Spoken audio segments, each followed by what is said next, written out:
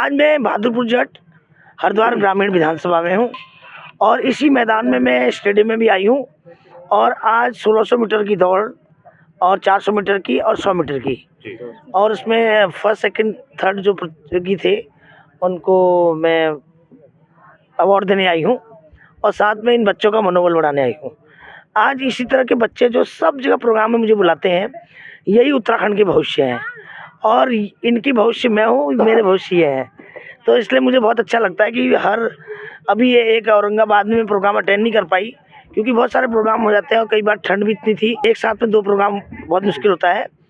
तो मैं कहना चाहती हूँ जितने भी हमारे हरिद्वार लोकसभा में प्रोग्राम होते हैं, मैक्सिमम प्रोग्राम में भावना पांडे की डिमांड होती है क्योंकि सभी बच्चे आज की तारीख में मुझे बुआ बताते हैं। बुआ हूँ मैं इनकी, उत्तराखंड की बेटी हूँ तो इनके पिताजी लोगों की बहन हुई तो इनकी बुआ हूँ मैं। तो मैं साथ में इन बच्चों का भी धन्यवाद करती हूँ और इनको आशीर्वाद देती हूँ। और ये इस बार सारे बच्चे कहने वाले, मैंने कहा तुम लोग जो 1600 मीटर 400 मीटर में आए हो, इसी तरह दौड़ लगाना जब नेता है उनके पीछे दौड़ में। इसीलिए मैं आज इसमें प्रतियोगिता में भाग लिया है कि ये दौड़ाएंगे नेताओं को इस बार। जैसे वो लोग वोट मांगने आएंगे, जब वो काम नहीं करते हैं तो वोट क्यों हम मांगने आएंगे। तो इसके साथ मैं बहुत बहुत आभार व्यक्त करूंगी कमेटी का भी और कमेटी के संयोजक, और इनका भी धन्यवाद करूंगी और सभी कमेटी के लोगों का उत्साहवर्धन करना चाहती हूँ। और जितने भी मेरे हरिद्वार में प्रोग्राम है सब लोग मुझे बुलाए और मैं अपनी तरफ से विशेष सहयोग दूंगी। आपने बता दें, हर प्रोग्राम में देखो प्रोत्साहन राशि का कभी नहीं किया जाता, प्रचार और सहयोग कहा जाता है। और साथ में हर जगह मैं बच्चों के प्रोत्साहन के लिए आगे आती हूँ और बढ़ावा देना चाहती हूँ खेल को। और आज आपके माध्यम से हर एक खेल, चाहे रग्बी हो, चाहे फुटबॉल हो, चाहे जितने भी प्रोग्राम हो, सभी बच्चों को कहना चाहती हूँ आप बिल्कुल कंधे से कंधा मिला के खड़े रहो, मैं आपके साथ हूँ और हर तरह का प्रोत्साहन मैं आपको दूंगी और पुरस्कार भी दूंगी साथ में। तो सभी युवाओं को आगे बढ़ाने में सबसे ज़्यादा जो सहयोग करने वाली नेता है ये हमारी भावना पांडे जी हैं। छोटे छोटे बच्चों को भी अपना आशीर्वाद देकर देखो आज इन्होंने किस तरीके से इनका मान सम्मान किया है। और नेता तो हैं लेकिन वो केवल नेता ही हैं, बस काम करने में बिल्कुल ज़ीरो हैं। जब वोट का टाइम आता है तब तो वो भाग दौड़ करने के लिए आ जाते हैं, चिल्लाते हैं हमें वोट दे दो, लेकिन जब उनको किसी अच्छे कार्य के लिए निमंत्रण दिया जाए तो वो कोई बहाना बना करके कि हमें ये काम है वो काम है, एक्सक्यूज़ दे देते रहते हैं लगातार। जी बिल्कुल, जो जैसे हमारे यहाँ हमारे पूर्व में रहे हुए निशंक साहब हैं, वो जब जीत जाते हैं तो तुरंत दिल्ली के लिए रवाना हो जाते हैं, फिर वहाँ पे जाते हैं उनके कार्यालय पर, वो मिलते नहीं है। और हमारे बीच में ये आज भावना पांडे जी आई है, मुझे पूर्ण विश्वास है कि हम जब कभी भी इनको याद करेंगे, जैसे आज आई हैं ऐसे ही आगे भी वर्तमान में लगातार हमारे बीच आती रहेंगी। तो मैं सभी जनता से भी यही अपील करना चाहता हूँ कि इनको भारी मतों से विजयी बनाएं, क्योंकि मैंने देखा है इनको और भी जगह जाते हुए काफ़ी मान सम्मान करती है। गरीबों के मसीहा है एक तरीके से, किसी का मकान टूट गया उसको मकान दिलवाने का काम करती है, किसी को बेचारे की डेथ होगी, किसी भी एक्सीडेंट वगैरह होगा उसको मुआवजा दिलवाने का काम करती है। बहुत अच्छी नेता है।